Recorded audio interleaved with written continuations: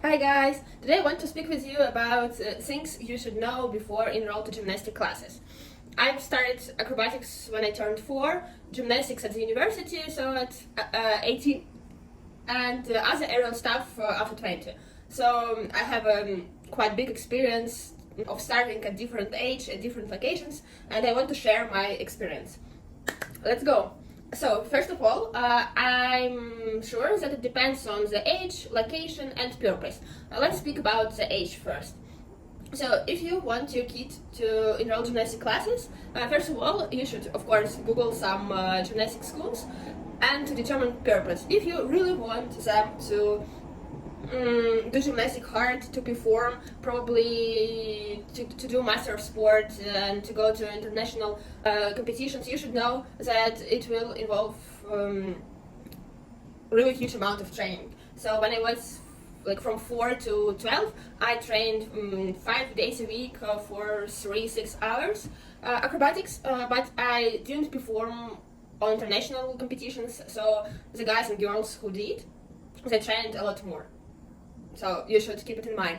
So after you decide the purpose, if you want to perform, it's this amount of time. If you don't want to perform, in fact, it's a really good school of life to do gymnastics. But sometimes it can be too strict, too hard, and maybe you want your kids devote more time to study. If so, I would recommend not to do gymnastics, in fact, because it's really hard but cool. But most girls which did gymnastics, and boys as well, in their adult life choose doing some aerial stuff. So aerial hoop, pole sport, aerial silks, and etc. So probably you could think about giving your child an opportunity to start this aerial stuff when they are kids. Of course, it's also really difficult. They should devote much time to it. But usually aerial schools are not governmental, so it's mostly private, and you can choose the amount of trainings to speak with coaches more, because in gymnastics it's usually strict and everyone doesn't have his or her individuality. But in aerial stuff is better, much better. So if you're starting doing gymnastics when you're an adult, first of all, don't panic.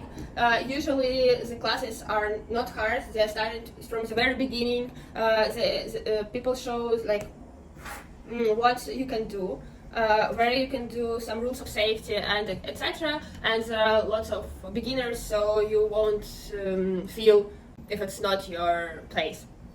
And usually people are welcome. Of course, you should keep it in mind that when you will train, you will see so many kids doing much better than you, and probably you will not be at their level even if you train 10 years and 20 years more every day. So you should keep it in mind. When you start an adult, the progress is much smaller than when you're a kid.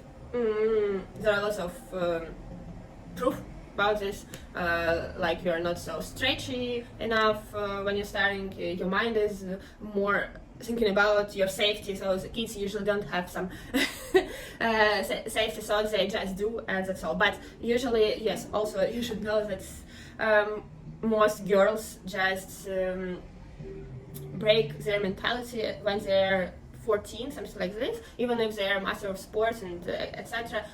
Usually, especially in acrobatics, there are some moments when girls psychologically just can't do further. They, for example, can fall on some performance or somewhere, and then they just can't do anything, or this element exactly. And it's really huge work of the coach to break it and to keep on going. Or trainers usually just choose another girl or boy to perform and to go further. So yes, it's really huge load for the mentality of the kid. Another topic I want to speak about is women apparatuses. There are 4 women apparatuses, and they're not the same as men's ones. So the first one is vault. It is the same for men and women, but yeah, it's only 2 are the same. So vault is the first one. In fact, it's quite similar to doing some acrobatics, and it's less regarding the time. I like vault, but sometimes it's quite difficult to find your running strategy at the beginning. So usually for people, not tricks are hard, but to run well to the vault is much harder, especially if you didn't practice normal acrobatics before, because on the floor of gymnastics is a bit different, because it's only the square on the floor, so there no much run over here. But when you do acrobatics, usually it's a full track and you run much before. So people who are doing acrobatics are, I think, more used to this. So the second one is the beam. Not my favorite one. Of course, you should have a good coordination, flexibility, but there are many tricks without flexibility, but still, most of them requires flexibility and coordination. So the third one is bars. My favorite ones. What you should know is that you should get used to the Calluses. In fact, there are not many of them now, but I'm not doing gymnastics now. I'm doing flying trapeze and in the special gloves, so it's fine. This doesn't really require your flexibility, more strength. More strength. And the fourth one is the floor. So the acrobatics. Usually the acrobatics is much more simple than the acrobatics just for acrobats. But still, there are some interesting facts we should mention. For instance, there are not only acrobatic tricks on the floor, but there are lots of jumps, also some movements for the flexibility, and etc. So another topic I want to discuss is what you should wear. Of course, it also depends on the age and the location, probably, and the purpose. So for kids, usually there are requirements, if it's not private school mostly, but in private schools maybe as well, is for girls to wear leotards. Mostly they require to wear it on the performance. On just regular trainings you can wear also leotards with shorts, or just top and shorts, but this mostly for adults. No one will require you to wear a leotard when you're an adult and you came just to try gymnastics mostly for fun or for your regular hobby. Sorry. So, and today, in fact, I watched a news that in New Zealand there is a new rule, which I'm really glad to hear, that there are no more restrictions there on wearing just leotards for girls on the performance. So now on the competitions, if girls find it comfortable, they can wear shorts on the leotards. Either shorts or pants. There are like full costumes with the pants.